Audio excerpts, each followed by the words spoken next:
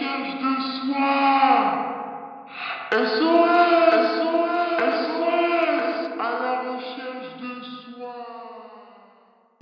SOS à la recherche de soi. SOS à la recherche de soi est une invitation à prendre le temps. Prendre le temps pour se connaître, qui je suis, à quoi j'aspire, qui je souhaite devenir. Partir en quête de soi demande souvent du courage et de la persévérance. Mon but est de partager avec vous ma philosophie de vie, de vous offrir une façon d'aborder la vie. Au-delà du bruit extérieur, retrouver le calme intérieur, faire le silence, apaiser son esprit et ainsi retrouver la sérénité. Aujourd'hui, nous allons aborder la notion d'état d'esprit. Comment pouvons-nous définir un état d'esprit ? En quoi est-il nécessaire de comprendre son schéma de pensée et quelle est son influence dans notre vie ? Cet épisode a pour but de nous permettre de comprendre le processus pour aller vers la transformation que l'on souhaite. On pourrait définir l'état d'esprit comme étant la façon dont nous percevons notre environnement. Il impacte notre état psychique, affectif, notre état émotionnel, l'humeur, les sentiments, les émotions, mais aussi conditionne notre état intérieur et extérieur. Qu'est-ce que le schéma de pensée ? Avant de définir cette notion, pouvez-vous observer vos pensées ? Prendre le temps de regarder votre mental. Quelle est l'histoire que vous vous racontez ? Qui pensez-vous être ?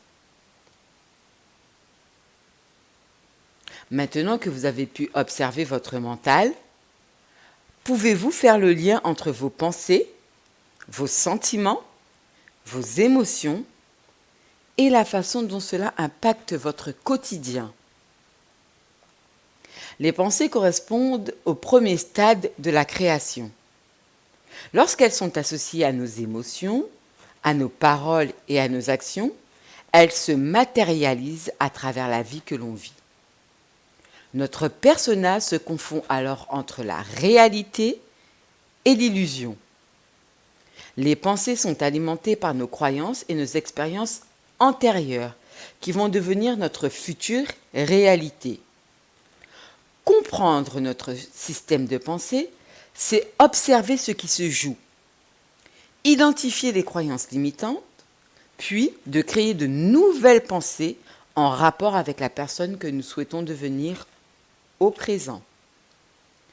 Lorsqu'une chose nous apparaît comme désagréable, souffrante, c'est en réalité notre état d'esprit ou la pensée que l'on entretient à son égard qui renforce notre sensation négative. Comment cela se produit-il ? Entretenir une pensée négative amplifie son effet. Demeurer dans la tête, c'est renier ce qui se passe au moment présent, le ici et maintenant. Lorsque je suis ici et maintenant, j'ai la capacité d'activer en conscience tout mon potentiel face à une situation présente.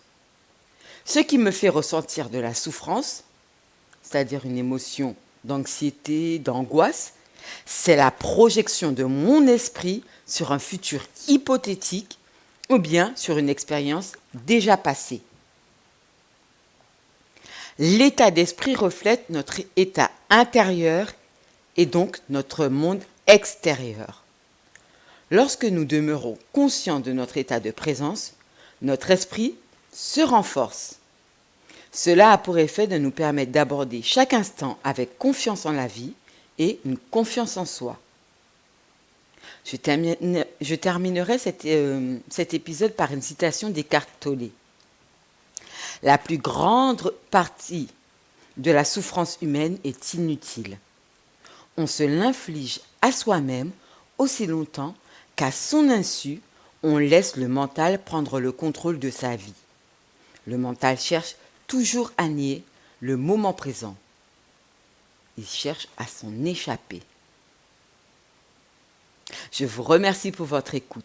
N'oubliez pas que la clé qui permet le retour vers soi, c'est l'amour. Je vous souhaite plein de bonnes choses. Prenez soin de vous. À bientôt.